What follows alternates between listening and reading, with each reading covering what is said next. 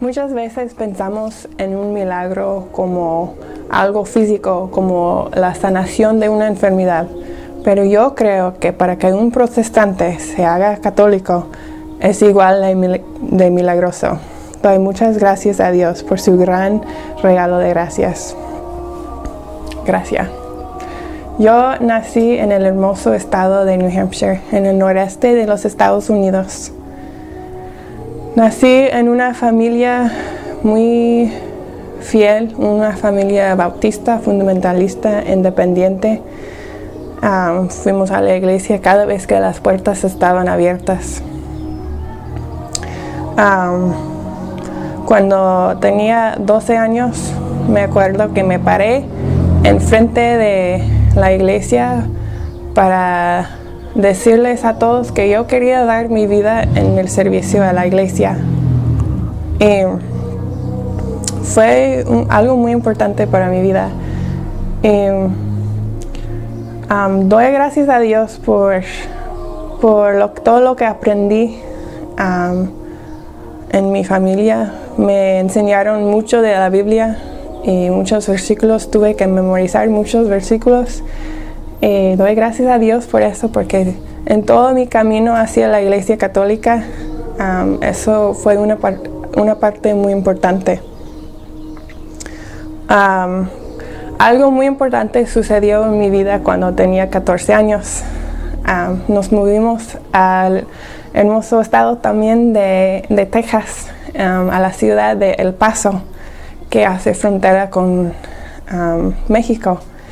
Y ahí fue la primera vez que conocí la cultura hispana y me enamoré con la cultura. Y después de ese tiempo, todo lo que quería hacer es aprender español, y también quería aprender de la cultura. Cada vez que tuve que hacer un ensayo en la escuela,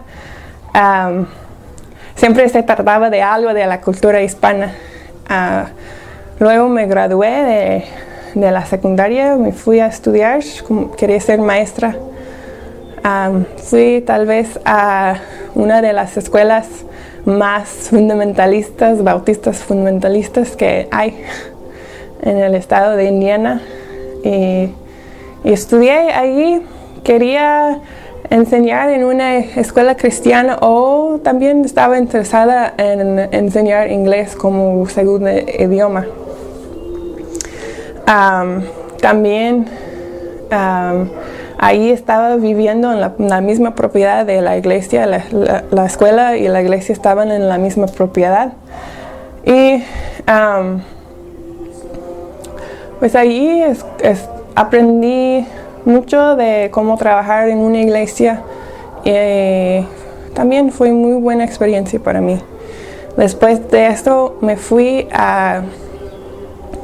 al norte de California. Agarré una posición como maestra en una escuela cristiana, y otra vez estaba viviendo en la propiedad de la iglesia, de la escuela. Estaba allí cada vez que las puertas estaban abiertas, casi como 7 veces por semana, 7 días por semana. Y también me doy gracias a Dios por esa parte de mi camino. Luego, en el crisis económico del 2008, la escuela se cerró y tuve que buscar pues qué seguía. Y empecé a orar. Y tuve una oración muy específica.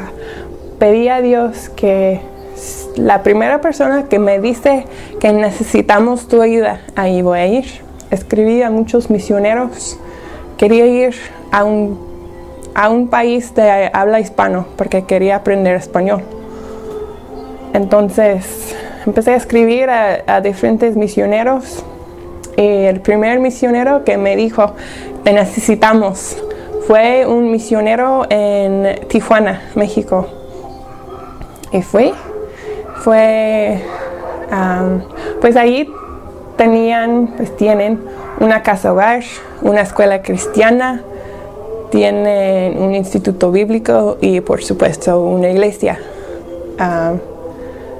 Y cuando pienso en esa etapa de mi vida, lo pienso con mucha nostalgia, mucha ternura. Fue una etapa de mi vida muy bonita, porque allí es cuando aprendí qué quiere decir vivir por fe.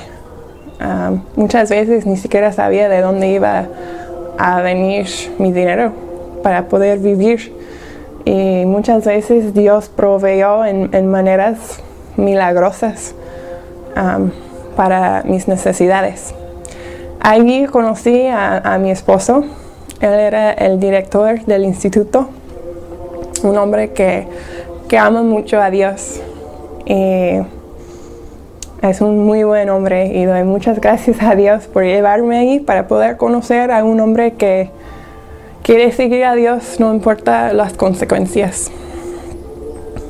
Después de 2 años ahí, nos casamos y nos quedamos allí un año más. Pues para mí un total de 3 años, para él creo que era un total de 5 o 6 años. Luego Dios nos llamó a plantar una iglesia en el centro de San Diego. Nos envió a nuestra iglesia, ellos nos apoyaron. Sí, empezamos a plantar una iglesia en el centro de San Diego. Otra vez, tiempo completo, eso era característica de mi vida por 10 años seguidos. Vivía en propiedad de iglesia, ahí trabajaba, eso era mi vida. Eso era, pues no tenía otra cosa en mi vida, es pura iglesia. Y pues eso era mi identidad. Ahí mi esposo empezó a estudiar. A él le encanta estudiar la Biblia. Empezó a estudiar y empezó a darse cuenta de unas enseñanzas en la Biblia que realmente no era parte de nuestra iglesia bautista. Unas enseñanzas como predestinación, palabras como elegidos. Y empezó a tener preguntas sobre ese tema. Entonces, estaba a punto de ser ordenado como pastor oficialmente. Ya era pastor, pero iba a ser algo oficial. Entonces, antes de eso, quiso ir con nuestro pastor de nuestra iglesia en Tijuana a preguntar sobre ese tema. Y fue 2 veces. Y se sorprendió que en lugar de recibir respuestas a sus preguntas, Biblia o algo, recibió puro ataque y puro enojo. Y de repente, pues nos sacaron. Dijeron que ya no les vamos a apoyar en su obra y eso fue una patada pues muy difícil. Sí seguimos en el centro de San Diego unos 2 o 3 meses, pero mi esposo dijo, no está bien que estamos aquí sin dar cuentas a nadie, no está bien. Entonces yo también estaba embarazada con nuestra segunda hija. Entonces decidimos ir al norte de California, donde vive un poco de familia mía, y para tomar oportunidad de encontrar nuestro lugar. Ya empezamos a darnos cuenta que ya no cabíamos bien en la denominación de bautistas fundamentalistas independientes, ahí donde estábamos. Y fue una etapa muy oscura, con mucha depresión, porque antes, cuando estábamos en el centro de San Diego, pensábamos que eso es lo que íbamos a hacer por el resto de nuestras vidas, y luego darnos cuenta que tan fácilmente pues puede cambiar todo. Pero seguimos estudiando, y me acuerdo que mi esposo ponía debates entre los que creían en la predestinación y los que no. Y me acuerdo, aunque yo realmente no me sentaba mucho para escuchar los debates, me acuerdo que todavía los escuchaba mientras estaba trabajando en la casa. Y me acuerdo que escuchaba los dos lados. Los dos lados tenían versículos para apoyar su punto de vista, pero se contradecían. Y esto me causó confusión. Después de eso, algo muy interesante sucedió. Encontramos un testimonio de conversión de Eduardo Verástegui. No sé cómo, porque no habíamos visto nada de católicos, pero pues fue Dios. Y lo vimos y no había duda en mi mente que él realmente se había convertido. Entonces, sí me impactó ese testimonio. ¿Cómo puede ser que él, un católico, pues fue evangelizado por una maestra de inglés muy católica? Él se convirtió a la iglesia católica y es muy fiel, es un católico muy fiel. Su vida era una vida de perdición en el ambiente de Hollywood, y luego cambió completamente su vida. Pero también dije, pues tal vez hay unos católicos que pues sí son cristianos, porque yo crecí en una iglesia muy súper anticatólica, que creímos que la iglesia era la gran ramera y posiblemente que el papa era el anticristo. Así era mi trasfondo contra la iglesia católica. Pues eso causó que mi esposo empezara a estudiar más el catolicismo. Él empezó a poner debates entre católicos y protestantes. Y yo pensé que iba a ser súper fácil, que iba a ganar el protestante. Porque dije, pues los católicos no creen en la Biblia. Y me sorprendió. Según yo no estaba escuchando los debates, estaba trabajando en la casa. Pero realmente sí estaba escuchando los debates y me quedé decepcionada. Que casi cada vez los católicos ganaron, tenían argumentos mejores. Me sorprendió mucho. Y me empecé a dar cuenta que tuve muchos malentendidos de la iglesia católica. Todo lo que me habían enseñado que no era cierto. Cosas como la infalibilidad del Papa, que yo pensé que eso quería decir que no tenía pecado, lo cual no es cierto. Pensaba que la Eucaristía, que era un sacrificio de Jesús muchas veces, pero no es así. Una cosa, y quiero tocar ese tema un poco, una cosa que pensé es que los católicos creen que pueden alcanzar el cielo por sus propias obras. Y me acuerdo cuando empecé a leer el catecismo, que nunca había abierto en toda mi vida, me sorprendí las enseñanzas de la iglesia católica. Porque siempre usamos versículos como Efesios 2:8, que dice, porque por gracia sois salvos por medio de la fe, y esto no de vosotros, pues es don de Dios. Y sorprendentemente los católicos creen lo mismo. También cosas que encontré en el catecismo, el párrafo 1987, debajo de la categoría de la justificación, dice: la gracia del Espíritu Santo tiene el poder de santificarnos, es decir, de lavarnos de nuestros pecados y comunicarnos la justicia de Dios por la fe en Jesucristo.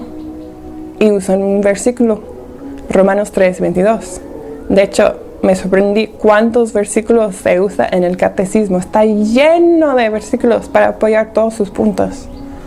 También dice en el párrafo 1989, la primera obra de la gracia del Espíritu Santo es la conversión.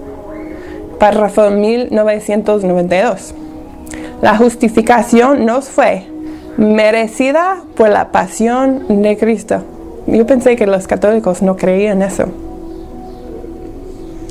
Entonces me empecé a dar cuenta que los católicos creen que no podemos hacer nada aparte de la gracia de Dios, que nuestras obras que hacemos es porque Jesús murió en la cruz, por el sacrificio de Jesús, por la gracia de Jesús, y la salvación es por la fe. Pero la diferencia es que no creen que la salvación es por la fe sola.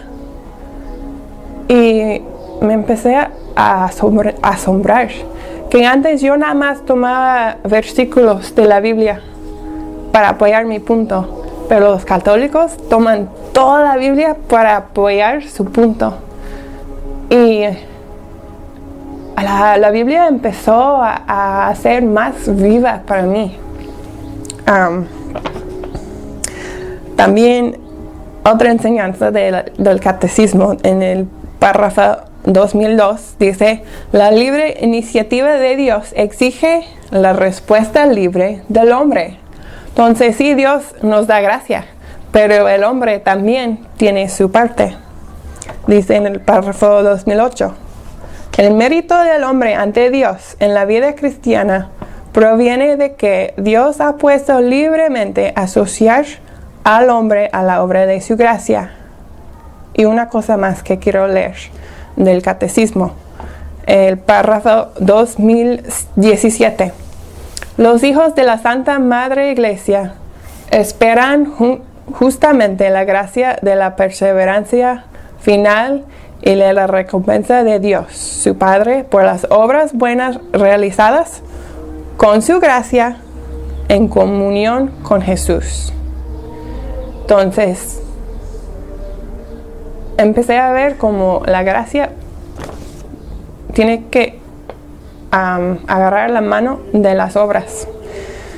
Y ahora podía, creyendo así como los católicos creían, podía creer muchos versículos en la Biblia que antes me hacían sentir incómoda.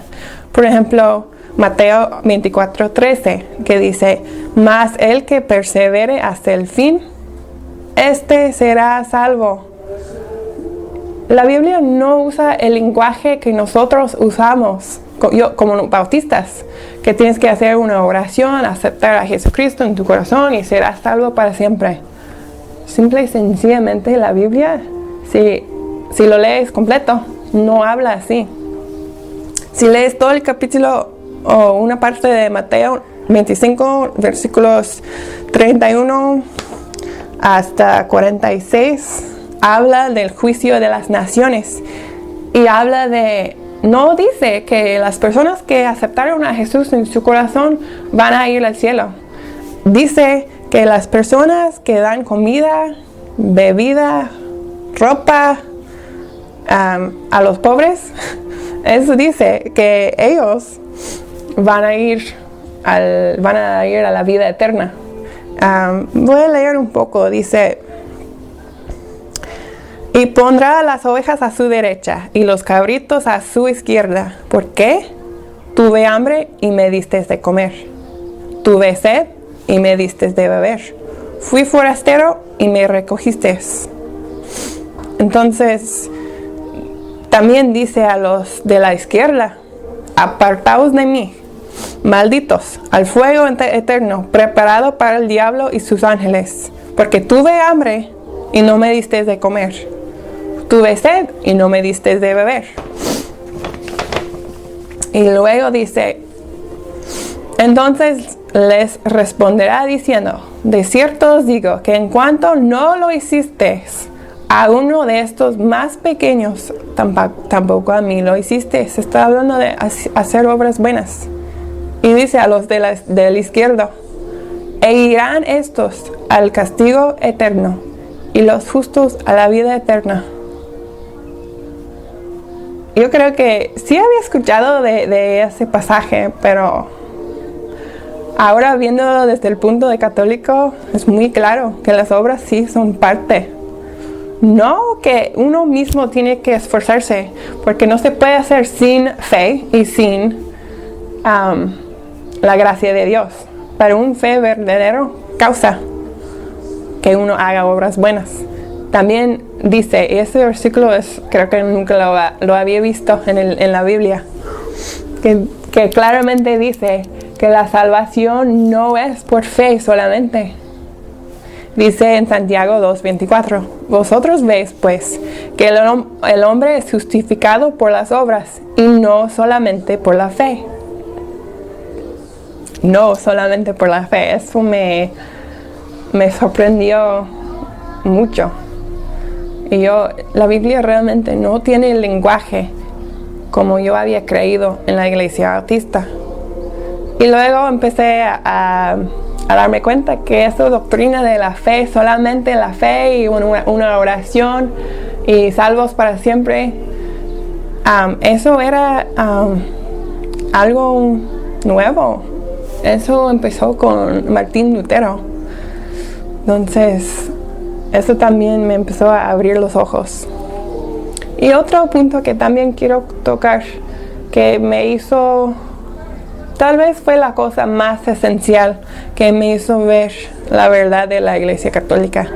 Y eso fue la presencia real de Jesús en la Eucaristía. Me acuerdo de la primera vez que leí Juan 6, especialmente versículos como 52 y adelante. Y empecé a ver muy claramente la Eucaristía en la Biblia. Y empecé a ver que la Biblia no habla de la Eucaristía como un símbolo. Eso me impactó mucho. Quiero nada más leer una parte. Juan 6, 52 y otros versículos.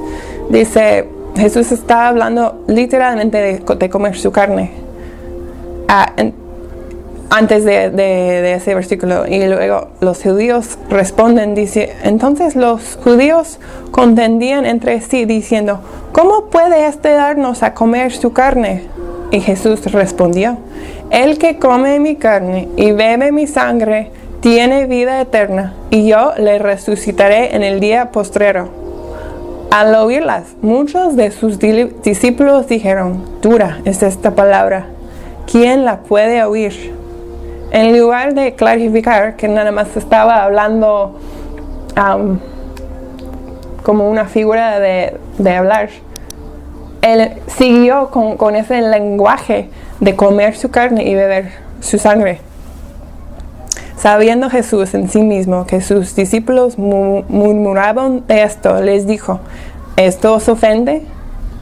Y luego después dice, desde entonces muchos de sus discípulos volvieron atrás y ya no andaban con él. Yo creo que yo no había visto eso en la Biblia, que las palabras de Jesús ofendieron a muchas personas y ya pararon de seguirle a él. Y lo mismo sucede hoy en día. Se ofenden la gente de la enseñanza de la presencia real de Jesús. Y otra cosa que me asombró fue que los primeros cristianos en los primeros siglos hablaron muy claramente en cuanto a esa creencia. San Ignacio de Antioquía, que fue discípulo de los apóstoles San Juan y San Pedro, él vivió en el primer siglo después de Cristo. Fue mártir, devorado por las fieras en el año 107. Él dijo, consideran cuán contrario a la mente de Dios son los herejes que no confiesan que la Eucaristía es la carne de Jesucristo nuestro Salvador. Eso me causó mucha sorpresa cuando lo leí. Carne que sufrió por nuestros pecados y que en su amorosa bondad el Padre resucitó. Wow. Y él no es el único. Hay muchos otros escritos de padres de la iglesia que hablan de eso. Entonces, habían otras cosas. No tengo tiempo de hablar de todos los puntos porque fue un viaje espiritual de 3 años o más. Pero esos fueron las dos doctrinas esenciales para hacerme pensar en la Iglesia Católica. Pero yo todavía no estaba lista para ser católica. Yo todavía tenía 2 barreras muy fuertes que me impidieron de hacerme católica. En mi mente yo ya estaba convencida que la Iglesia Católica tenía la razón, por la historia, por la Biblia, pero todavía no estaba lista. Y quiero tocar las cosas que me causaron pues dificultad. El primero era mover todo lo que aprendí en mi mente a mi corazón. Y eso pude vencer pues difícilmente, pero una vez fui a un retiro católico de puros convertidos, gente que eran bautistas, protestantes, lo que sea. Todos se habían convertido a la Iglesia Católica. Era un grupo de como 25 personas. Y todavía tengo preguntas, tenía dudas, pero fui. Y me sorprendí cuánto ellos amaron la Iglesia Católica. Ya habían agarrado todo con su corazón. Y me dio un poco de envidia, porque yo dije, yo quiero eso. Yo puedo entender que la Iglesia Católica está bueno y está en lo correcto, pero no lo puedo captar con mi corazón. Y todos dieron sus testimonios. Imagina escuchar 25 testimonios de conversión. Y todos tenían algo en común, que todos habían pasado dificultad, rechazo de familia, de amigos, a perder trabajos de ministerio, pero todos sin excepción dijeron y con mucha firmeza, no lo cambiaría para nada en el mundo. Y yo dije, pues yo tengo que estar segura que eso es lo correcto, porque estoy segura que yo también, siendo un protestante de hueso colorado, que iba a perder amigos y familia, y ya perdimos nuestro ministerio. Entonces me impactó mucho ese retiro. Después dije, voy a tratar de rezar el rosario, porque para mí eso era casi un pecado, decir cosas, repeticiones. Y sí lo hice, pero lo hice con una muy mala actitud. Dije en mi mente, ¿por qué tengo que decir la misma cosa 50 veces? No lo entendí, no. Y no, por lo mismo que tenía mala actitud, no me sirvió de nada. Entonces decidí hablar con una amiga que había conocido en ese retiro. Y ella me dijo, ¿sabes qué? Te voy a mandar un video. Y era el rosario en video, que tenía, por ejemplo, los misterios dolorosos. Tenía video de Jesús orando en el jardín, para mantener tu mente en el misterio mientras estabas diciendo los Ave Marías. Y eso fue una experiencia tan hermosa. Yo empecé a ver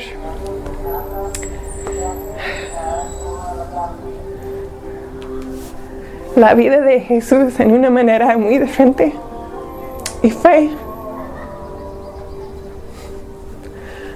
lo que deseaba, porque deseaba poder captar la Iglesia Católica con mi corazón y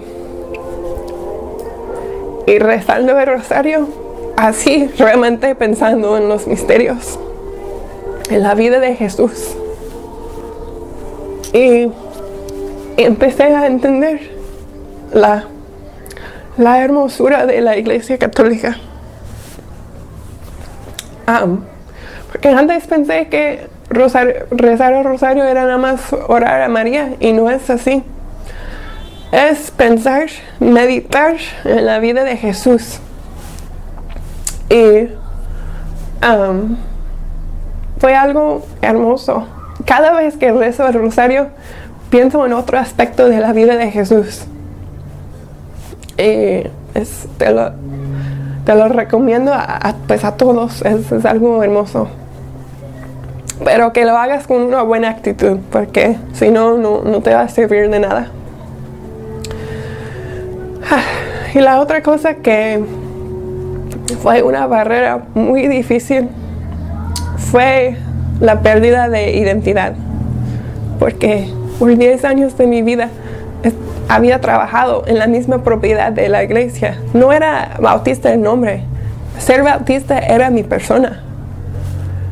Yo había estudiado en una escuela bautista, yo quería servir como misionera toda mi vida, y luego perder todo lo que había conocido, para que había preparado para algo que no conocía bien, para algo nuevo. Eso fue una barrera muy difícil. Yo en esa etapa de batalla, yo ya había empezado las clases de Rica. Y sí estaba aprendiendo, pero todavía no estaba completamente lista para hacer ese paso, para hacerme católica. Pero yo pienso que la última cosa que me ayudó a vencer es ese problema de perder mi identidad, y también para convencerme que no hay duda que eso es lo correcto, fue leer las vidas de los santos y también ver películas de las vidas de los santos, porque me pude identificar con ellos. Yo puedo hacer así como los santos, puedo esforzarme para ser así, y voy a encontrar mi lugar en la Iglesia Católica, aunque va a tomar tiempo. No fue algo que fue resuelto rápido, ¿no? Tomó más de un año, yo creo. Pero cuando empecé a ver las vidas de los santos y ver gente que dejaron todo para servir a Dios, me impactó. Y que pude encontrar muchas personas de cada siglo, primer siglo, segundo siglo, tercer siglo, gente que eran católicos, que tenían creencias católicas, que eran santos. Y yo, como bautista, no podía nombrar personas de cada siglo, porque pues mi denominación tenía como 100 años. Y no podía encontrar a nadie que creía como yo. Tenía la idea que habían bautistas o gente así, que creían así, pero no había datos concretos. Y cuando empecé a ver que habían católicos por todos los siglos, que los primeros cristianos escribían como católicos, no escribían como bautistas. No encontré bautistas en los primeros siglos. Que puedes todavía tener la misma religión, la misma iglesia. Ahora, 2000 años después, pues, me causó, pues, estaba muy asombrada.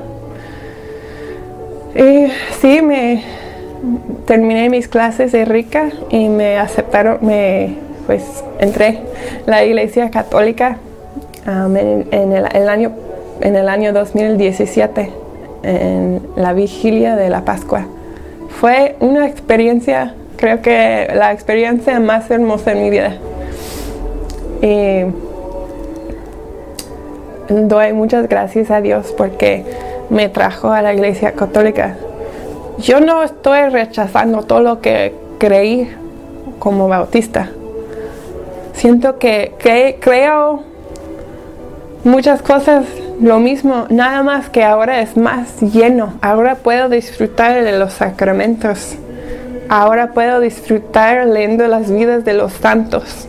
Ahora puedo disfrutar oración meditativa, que es algo que yo no había conocido antes. Y ahora puedo decir con todos los convertidos que había conocido en el retiro: sí, Sí hay el dolor de perder todo, ministerio, el rechazo de familia, el rechazo de amigos, la distancia que mucha gente se pone, no quiere nada que ver contigo ya.